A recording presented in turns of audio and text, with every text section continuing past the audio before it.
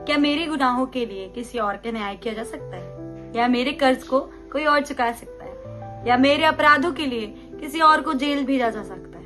नहीं, मनुष्यों के लिए तो संभव नहीं, और आज की जनरेशन में तो बिल्कुल भी नहीं। बट हम उस मसीहा को जानते हैं जिसने हमारे लिए उस कलवरी क्रूस पे अपना बलिदान दिया, हमारे कर्ज के लिए, हमारे अपराधों के लिए, हमारे अंधकार के लिए, हमारे रोगों के लिए, और उस काम को जो उसके भेजने वाले ने उसे दिया था पूरा किया।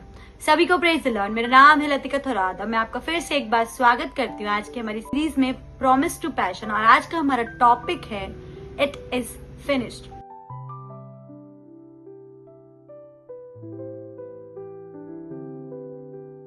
यूहन्ना 19:30 कहता है, जब यीशु ने वह सिरका लिया तो कहा पूरा हुआ, और सिर झुकाकर प्राण त्याग दिए। हम इस स्टोरी को, इस यीशु की मृत्यु के स्टोरी को मत्ती में भी देखते हैं, मरकुस में भी देखते हैं, यूहन्ना में भी देखते हैं। पर यूहन्ना में हम ये देखते हैं कि यीशु ने कहा पूरा हुआ।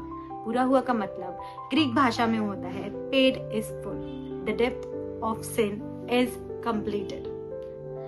कि जो गुनाह, जो अपराध हमने किए थे, यीशु मसीह इस जगत में आया और उसका कर्जा उसने पूरा किया। हम पुराने नियम से देखते आ रहे हैं कि आदम परमेश्वर से मिलता था, परमेश्वर रोज उससे मिलने को आता था, और जैसे जैसे समय बढ़ता गया अब हम परमेश्वर से दूर होते गए because of the sin, because of the जो पाप हम हमारे साथ है उसके द्वारा।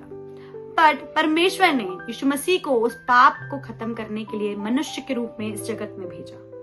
हम देखते हैं कि जब मिलाप वाले तंबू बना तो मिलाप वाले तंबू में याजक जब जाते थे तो उन्हें बेल्ट से बांधा हुआ जाता था कि जब तक अंदर वो चल रहे होते थे तो एक घंटी की आवाज आती थी, और जब वो घंटी की आवाज बंद हो जाती थी तो वो याजक को खींच के बाहर निकाला जाता था। यदि उससे कुछ पाप हुआ है, यदि उसने अपना प्राण त्याग दिया अंदर, तो कोई और मनुष्य उसके अंदर नहीं जा सकता था। और वैसे ही हम देखते हैं कि वाचा का संदूक जब वापस दाऊद लेके आ रहा था, तो जब वो गिरने वाला था तो किसी मनुष्य ने उसे पकड़ा और वहीं मर गया।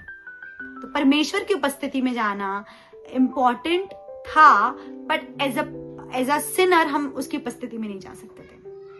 पर वो जो गैप था परमेश्वर ने उसे फुलफिल किया विद जीसस। वो जीसस को हमारे जिंदगियों में भेजा, इस जगत में भेजा कि हम वो जो डिस्टेंस है उसे खत्म कर सके।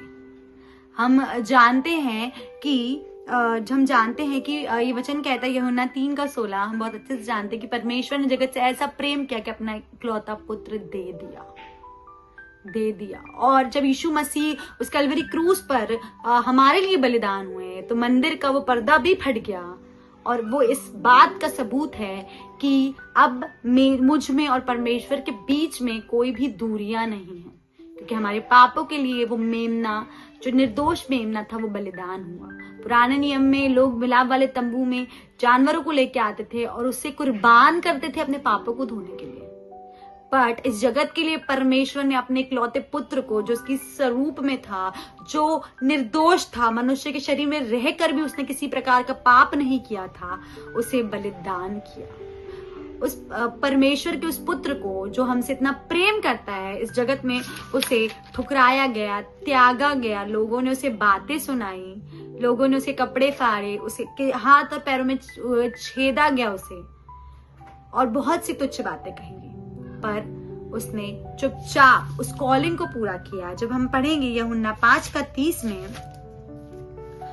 मैं अपने आप से कुछ नहीं कर सकता, जैसा सुनता हूं वैसा न्याय करता हूं, और मेरा न्याय सच्चा है क्योंकि मैं अपनी इच्छा से नहीं परंतु अपने भेजने वाले की इच्छा चाहता हूं। और 16:38 ये कहता है कि क्योंकि मैं अपनी इच्छा नहीं वरन अपने भेजने वाले की इच्छा पूरी करने के लिए स्वर्ग से उतरा हूं। वो कॉलिंग जो परमेश्वर ने यीशु मसीह को दी थी उसने पूरी की। हम यीशु मसीह के उस बलिदान को बहुत हल्का जाने लगे हैं या हम उसे भूल गए हैं। आजकल की जनरेशन में हम जानते हैं कि मसीह ने हमारे लिए बलिदान किया, बट तब भी हम अंधकार में हैं। मैं आपसे बस यही बोलना चाहूंगी कि हम उसके बलिदान को तुच्छ न जाने। उसने हमारे लिए कितना कुछ सहा, चुपचाप रह के किसी को कुछ नहीं कहा, चुपचाप रह के परमेश्वर की उस कॉलिंग को पूरी किया। क्या हम, यदि हमें कोई कुछ गलत कहता है तो क्या हम चुपचाप वो सुनते हैं कि उसे 4 बातें कहते हैं? मैं आपसे यही कहना मांगू क्योंकि उसके बलिदान को तुच्छ न जाने, और जैसे यीशु मसीह ने परमेश्वर की कॉलिंग को पूरा किया, हम भी उस कॉलिंग को जो यीशु मसीह में हमें दी गई हम पूरा करें, हम उसके चेले बने।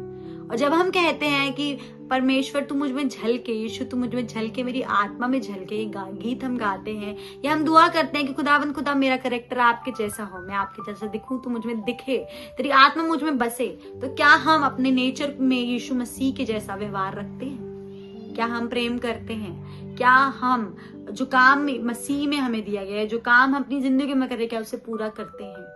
क्या हम चुपचाप रह के लोगों के बहुत सारी गलत बातों को, एलिगेशंस को सुन लेते हैं और उन्हें क्षमा करते हैं?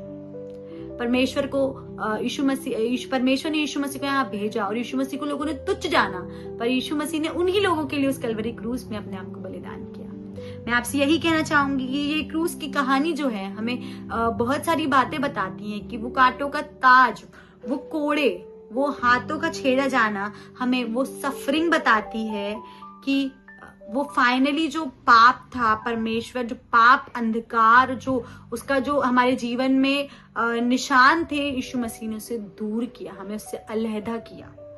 वो क्रूस हमें परमेश्वर की विल को बताती है जो यीशु मसीह ने हमारे लिए पूरी की, और वो लहू जो उस क्रूस पर बहा, ये बताता है कि जो पावर ऑफ सिन थी वो कैसे यीशु मसीह ने अपने लहू से खत्म की।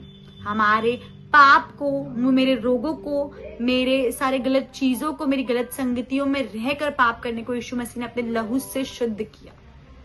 मैं आपसे यही कहना मांगूंगी कि उसके बलिदान को हम आज की जनरेशन में, आज के इस